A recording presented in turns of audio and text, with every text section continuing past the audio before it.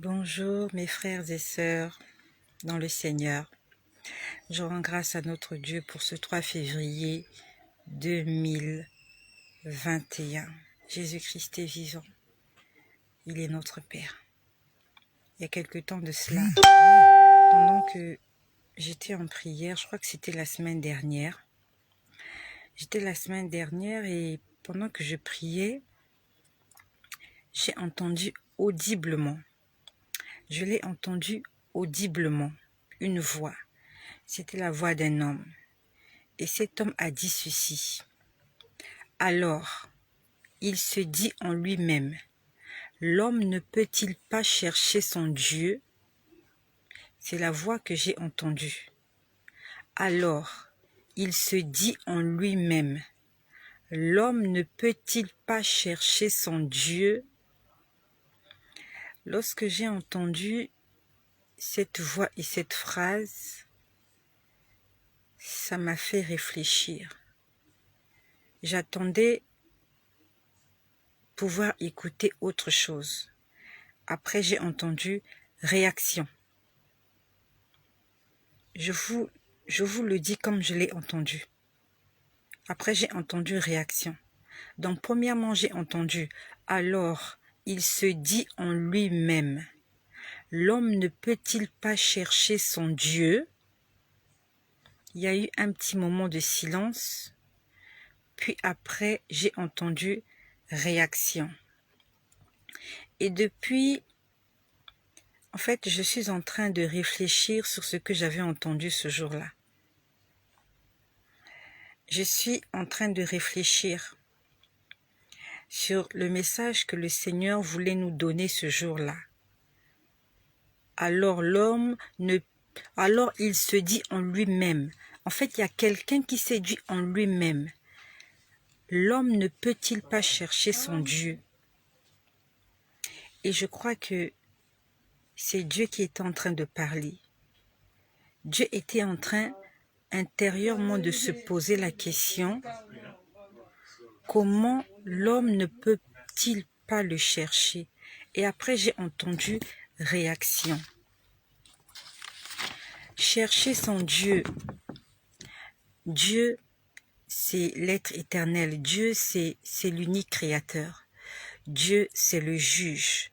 Dieu, c'est l'être supérieur, doué d'un pouvoir sur l'homme. Dieu, c'est le créateur. Et le créateur se pose la question de savoir comment l'homme ne peut-il pas chercher son Dieu? Comment la créature ne peut-elle pas chercher son créateur? Le système de ce monde a fait en sorte que nous puissions focaliser nos regards sur tout ce qui nous entoure et non sur ce qui est au-dessus de notre tête et non sur ce qui est en dessous de nos pieds. Notre regard est focalisé sur ce qui est à gauche, à droite, devant, derrière. Le système a fait de telle sorte que nous soyons concentrés sur tout ce qui nous entoure, mais pas sur ce qui est sur notre tête et pas sur ce qui est sous nos pieds. Quand nous sortons le matin, à la limite, quand nous levons les yeux, c'est juste pour voir la température. C'est juste pour voir le temps. Est-ce qu'il fait chaud? Est-ce qu'il pleut? Nous regardons nos amis, nos voisins, les choses qui nous entourent, mais nous ne pensons pas au Créateur. Quand un enfant naît, il ne pense à rien. Il dépend de ses parents. En grandissant, au départ, il demande la nourriture. Avec le temps, il demande l'attention. Après, il fait attention au jeu. Il commence à aller à l'école. Il fait des efforts pour avoir des bonnes notes, pour faire plaisir à ses parents. Il demande des friandises. Il demande l'amour de ses parents. Il demande l'amitié de ses collègues. À l'adolescence, l'enfant commence à rechercher l'amour. On veut paraître.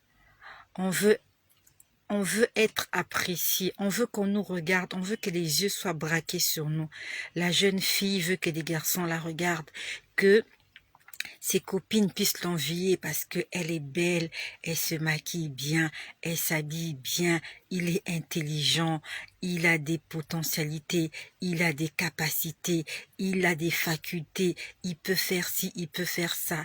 Après, il réussit à ses études.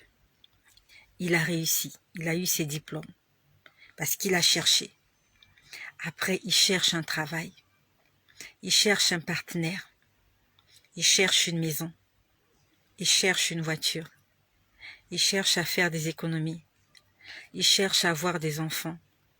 Il cherche à se maintenir en bonne forme pour vivre longtemps. Il fait attention à son alimentation pour certaines personnes. Il fait des check-ups de temps en temps. Il fait des bilans de santé. Il met de l'argent à côté. Il épargne. Il prépare sa retraite. Il prépare aussi l'avenir de ses enfants. Il ne prépare jamais l'après-mort. Toi qui m'écoutes, combien de fois t'es-tu posé la question de savoir qu'arrivera-t-il le jour où tu mourras? Beaucoup de gens savent qu'ils vont mourir. Tout le monde sait qu'il va mourir. Mais les gens n'ont pas envie d'y penser. Tout le monde sait qu'il va mourir. Mais les gens n'ont pas envie d'y penser. C'est le système qui nous a détournés de cette réflexion-là de l'au-delà. De cette réflexion de la vie après la mort. Nous avons été complètement détournés de cela. Et on n'y pense pas. On ne pense qu'aujourd'hui, au présent. On ne pense qu'au matériel, à la réussite, au succès, à la beauté, à la gloire, à tout ce qui est vain. Tout ce qui est vain est, comment je peux dire, est le principal même de l'homme. L'homme s'attache à tout ce qui périt. Il voit un vêtement, il apprécie le vêtement, il le convoite. S'il peut l'acheter, il achète. S'il ne peut pas l'acheter, il le reporte à demain. Ou pour certains, s'il ne peut pas l'acheter, il va le voler. Ou il va l'emprunter. Il voit une belle voiture, il convoite la voiture. Il veut l'acheter. Il ne peut pas l'acheter, il va peut-être tout faire pour l'acheter.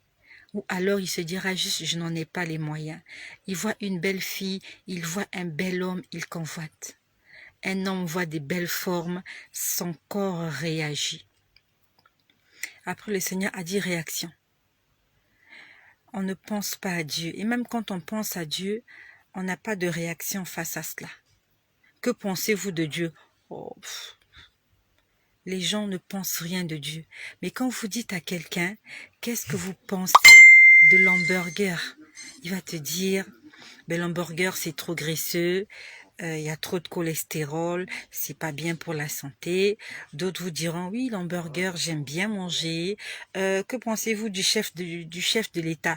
Ben, le chef de l'État, il est comme ça, il est comme ça. Il y a des critiques positives, négatives.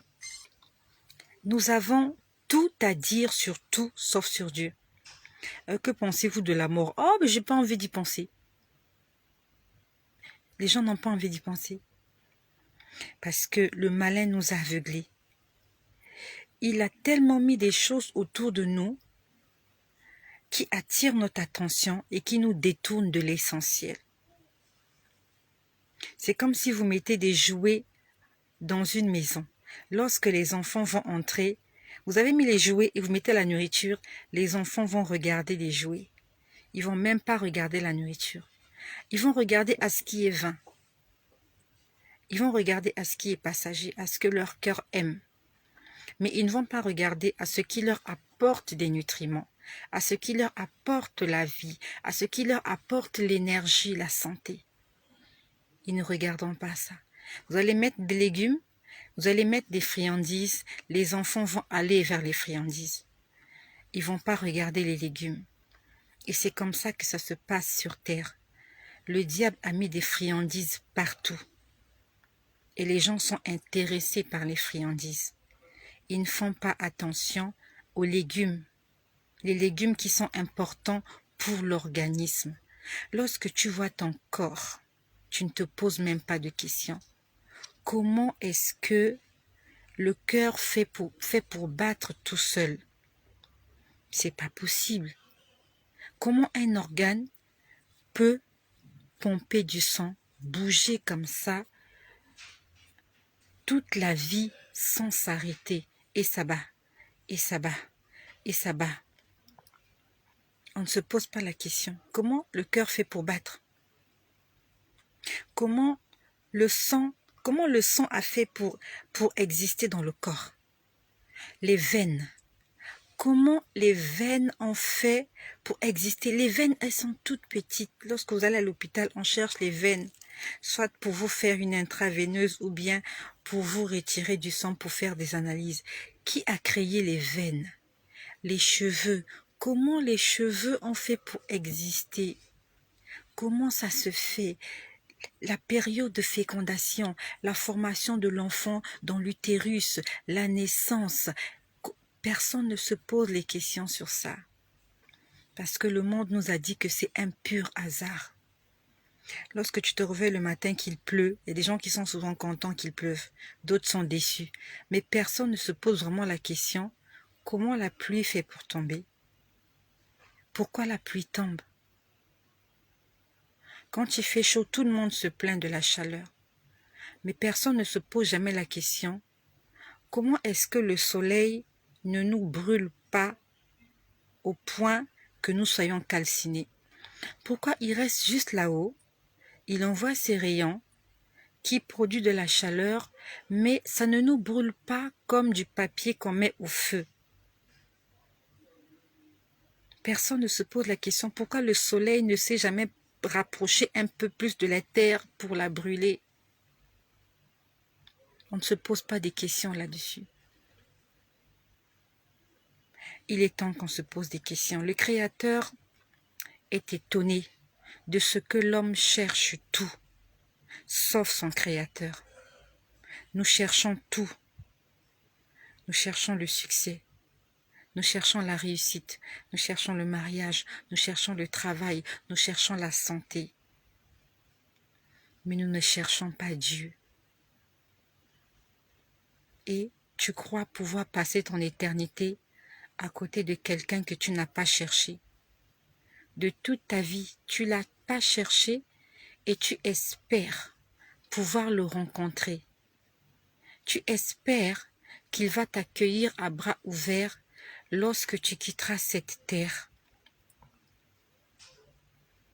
Tu crois que Dieu pourra t'inviter chez lui alors que tu as passé toute ta vie dans l'ingratitude? Tu as été ingrat. Tu ne l'as jamais cherché. Tu ne lui as même jamais dit bonjour. Et le jour où tu es dans la détresse, tu veux qu'il te vienne en aide. En tant qu'être humain, quelqu'un qui ne fait même pas attention à toi, quelqu'un qui ne te regarde même pas, c'est à peine qu'il te regarde. Est-ce que le jour où il aura besoin de toi, est-ce que tu lui viendrais en aide?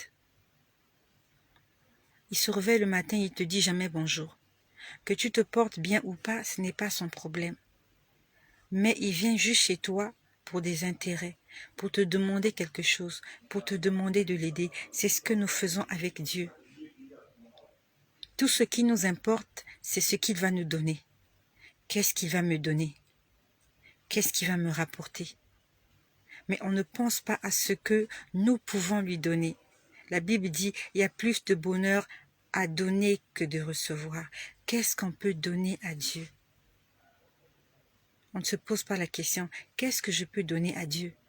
On se pose la question, Dieu, qu'est-ce que tu peux me donner? Non, Seigneur, il faut que tu me donnes ceci. Seigneur, il faut que tu me donnes ça. J'ai besoin de ceci, Seigneur. Tu sais que j'en ai besoin, Seigneur. Mais jamais on se dit, il faut que je fasse quelque chose pour Dieu, que j'attire son attention, que je lui fasse plaisir.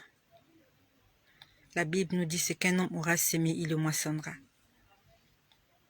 Si toute ta vie, tu as fait attention à ce qui est à cette terre, alors ton cœur est attaché aux choses de la terre.